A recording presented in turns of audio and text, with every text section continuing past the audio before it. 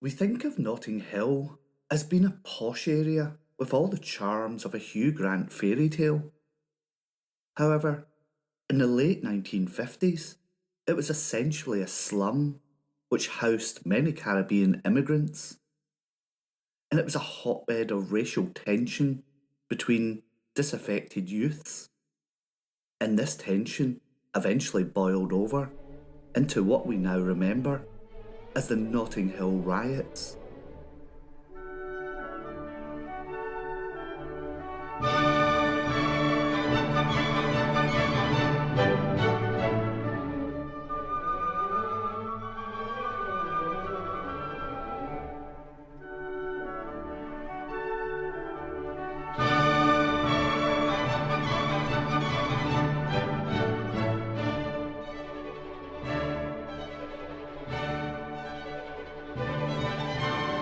Hi, welcome back to the Historical Crimes and Criminals podcast.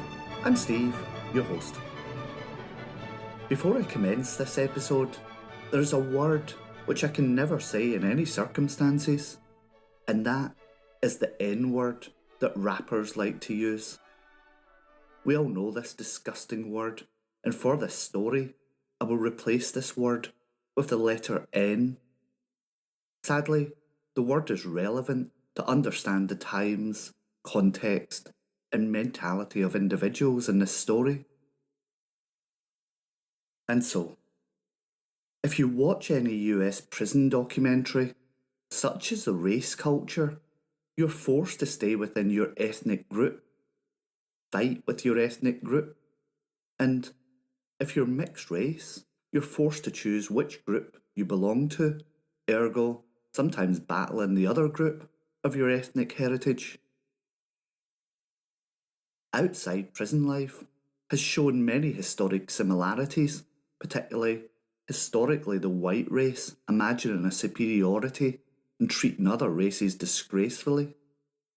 And if it's not race, mankind switches to religion with a back and forth persecution of Catholics, Protestants, Jews, Muslims, etc. Looking back to my primary school photos, such a handsome young man, what female wouldn't have wanted to ruffle that big mop of ginger hair? I was intrigued by how out of a class of perhaps 30, as an ethnic mix, we had 28 white people and 2 Indian girls.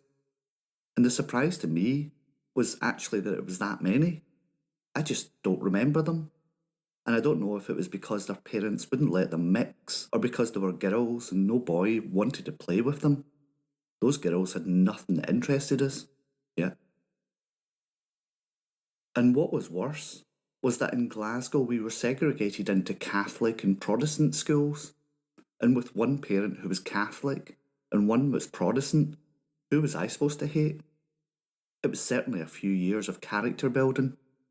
And thank goodness I could always learn lots from books.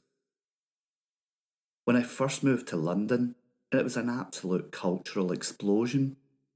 An introduction to cultures, foodstuffs, and accents that had been hidden from me. I embraced it, and it enriched my life more than I can ever express thanks for. The reality is that children aren't born racist. It's really just equal parts inherently taught and fear of something culturally different. And the lucky children also now live in cities like London, where a 7-year-old child goes to school with a Charles, a Sapna, an Abdul, a Wendy, a Kofi, and a Winston. And these children embrace the Valley as much as they do Easter or Eid, or at least they understand and appreciate the values, and they certainly don't suffer from the fears and lack of understanding of the previous generations. In 1950s London, life was certainly different. The reality was that Britain hadn't stood alone against Nazi Germany, and it had been saved in a huge way by the brave soldiers and the people of our Commonwealth.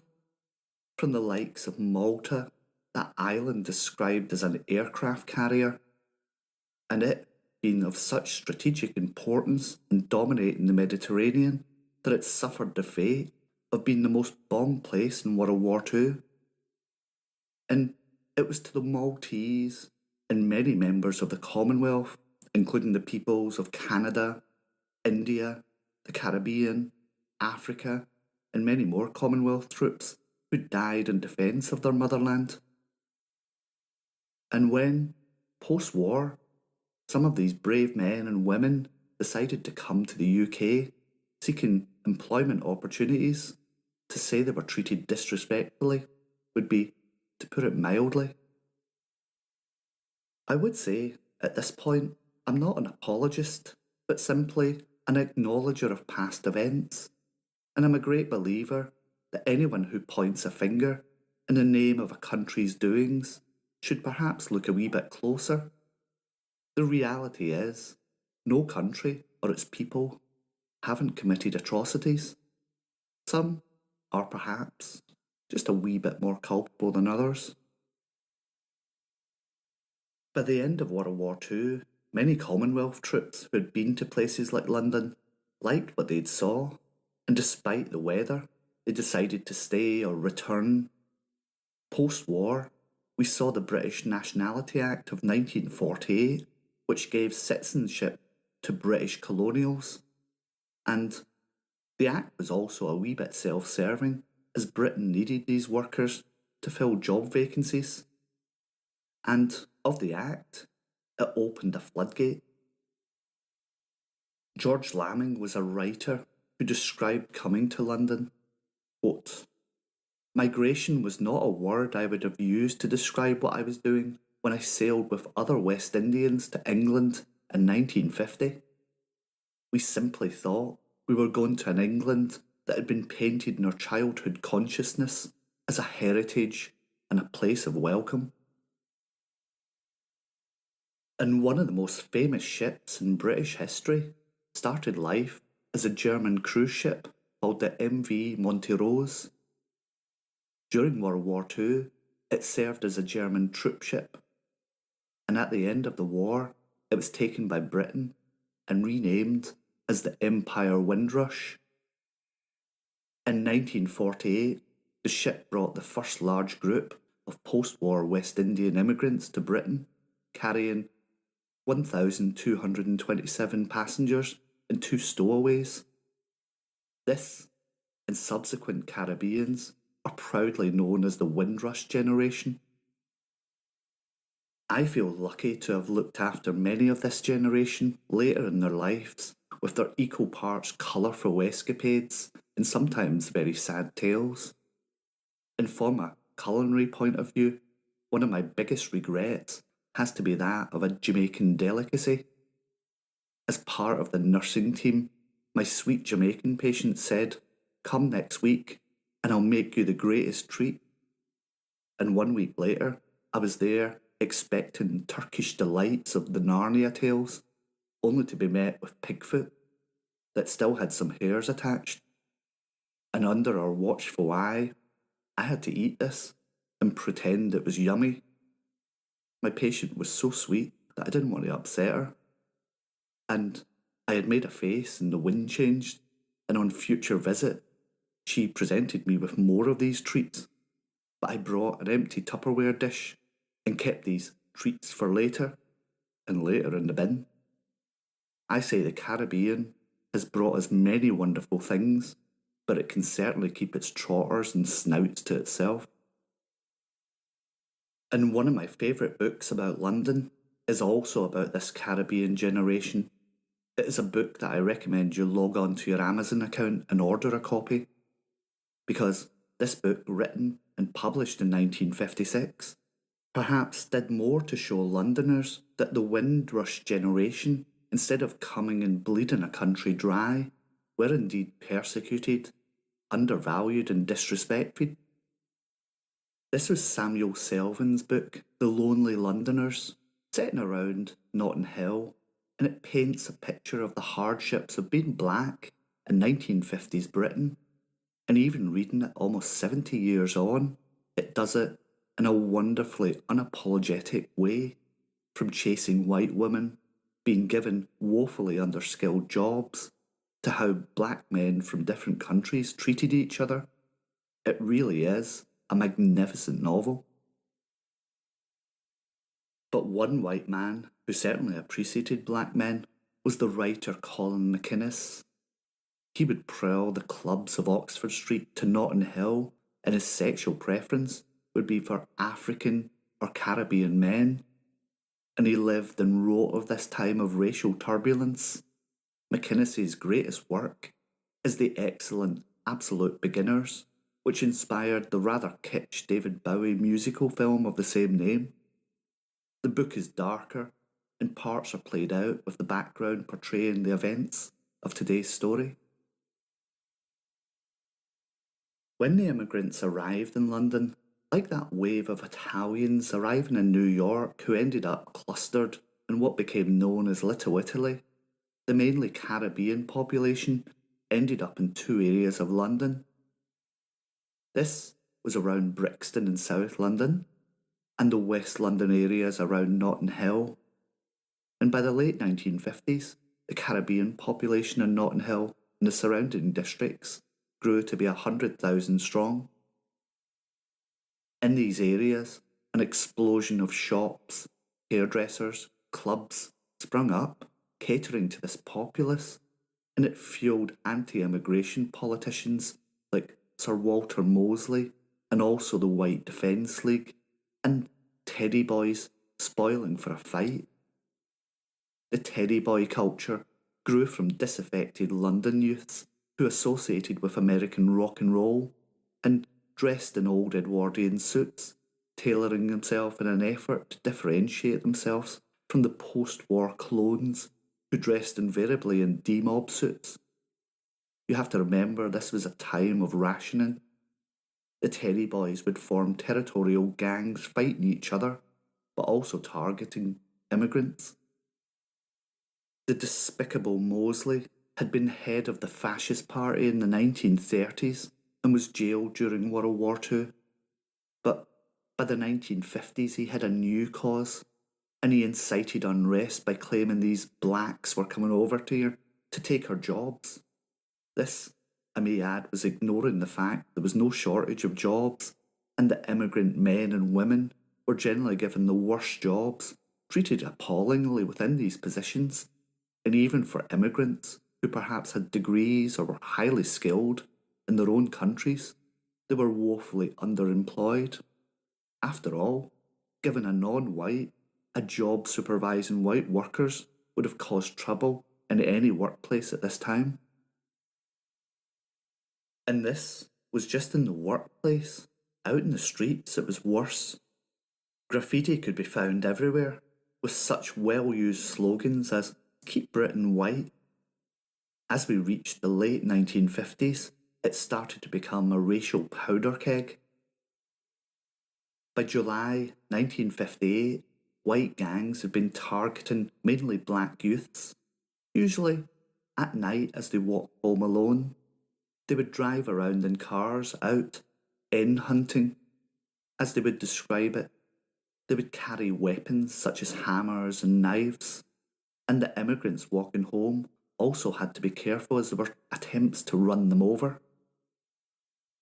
By August 1958, things came to the boil 100 miles from London, in Nottingham. The St Anne's area of the city was essentially a slum, and it exploded into clashes in the summer of 1958.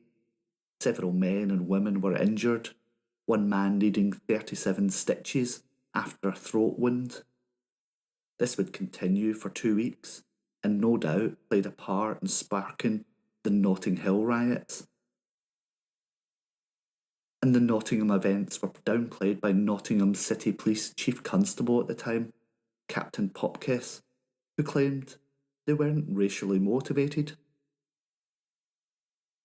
On the evening of 23rd of August 1958, 9 white males cruised in Notting Hill and adjacent areas, in hunting. They launched a series of attacks on lone black males. At 5:40 a.m, the youth's car was spotted by 2 police officers, pursued them into the White City estate. And whilst the gang abandoned their car, the police used the car as a lead. An investigating detective arrested 9 of the gang the next day after working non-stop for 20 hours. And after their attacks, 5 black men, 3 of them seriously injured, were admitted to hospital.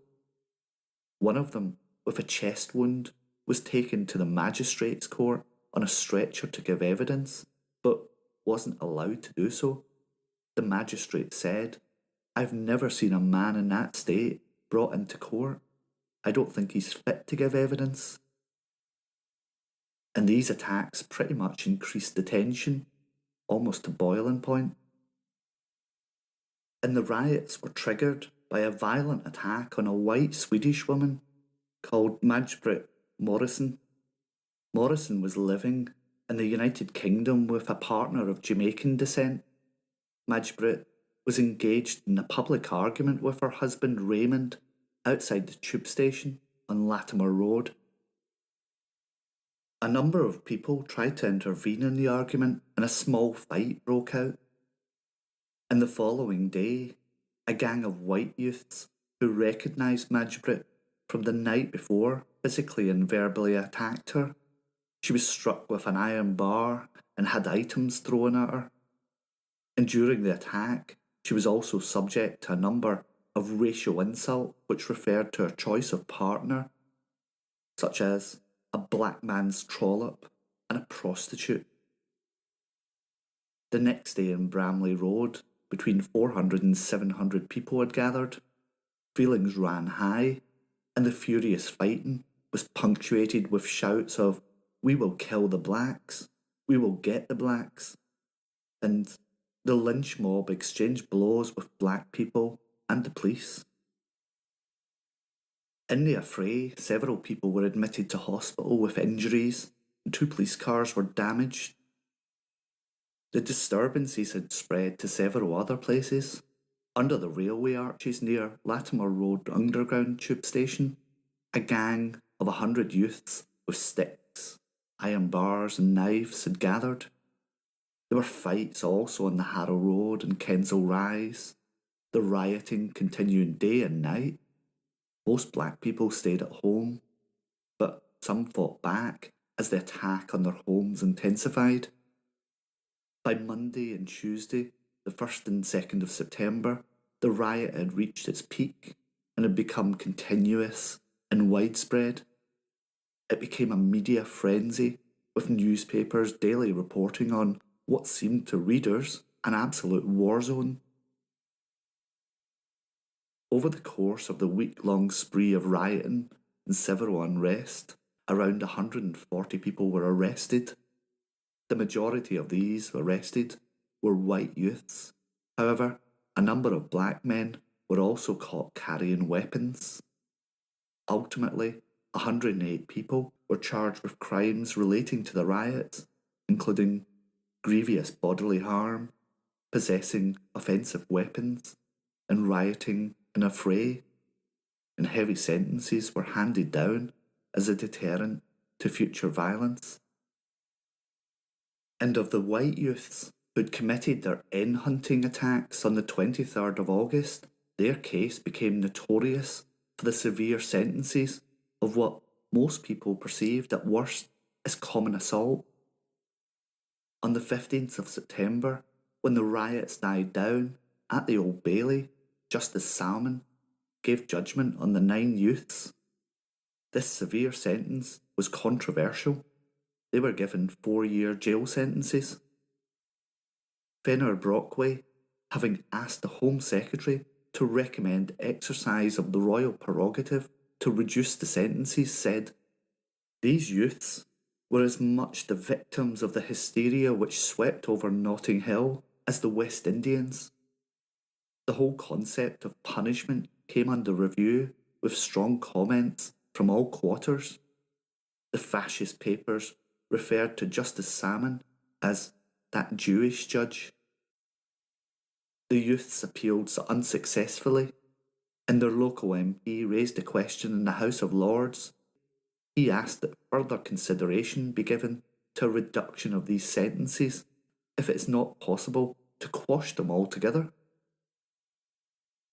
Although he received support from both sides of the House, the government spokesman replied that he was unable to indicate a prospect that the Home Secretary will find it possible to recommend any revision in the sentences in which the court considered right and which were upheld on appeal.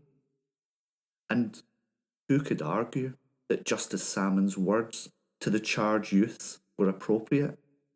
Quote, "It was you who started the whole of this violence in Notting Hill. You are a minute and insignificant section of the population who have brought shame upon the district in which you lived.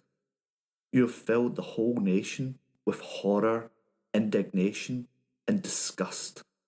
I am determined that you and anyone anywhere who should be tempted to follow your example shall clearly understand that the crime such as this will not be tolerated in this country, but will inevitably meet in these courts with a stern punishment which so they justly deserve." The rioting in the area caused a breakdown of trust between the police and the African Caribbean community in the UK. The African Caribbean community claimed that the police had not taken their fears seriously before the onsets of the attacks. They also argued that many of the black people who had been arrested during the riots were only acting in self-defence. And a seed of something good came out of the aftermath of the riots, as it laid the path for the hugely popular annual Notting Hill Carnival. African Caribbean activists held the first Caribbean Carnival on the 30th of January 1959 at St Pancras Town Hall. And this carnival gave the West Indian community of Notting Hill the opportunity to celebrate aspects of their heritage. Although it was a small-scaled event compared to the current Notting Hill Carnival, the carnival was televised on the BBC. Britain's first black newspaper editor, Claudia Jones, hosted the event and aimed to use the carnival to improve race relations in London. Well, that's it for another episode of the Historical Crimes and Criminals podcast. And I have to tell you, there's a word in Scots Gaelic called stravagan, and it means to travel a bit aimlessly. And that's what I'm doing. I'm leaving London, and I'm heading off to the Far East with no clear set plans, just see what life takes. And I'm going to take a little bit of a break from the podcast. I've never been to Asia, and I'm looking forward to discovering it.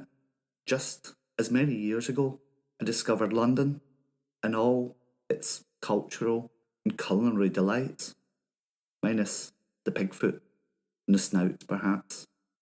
I'll be back. Keep subscribed, and you'll get notification when I next release an episode. Hopefully it won't be too long. But till then, bye-bye.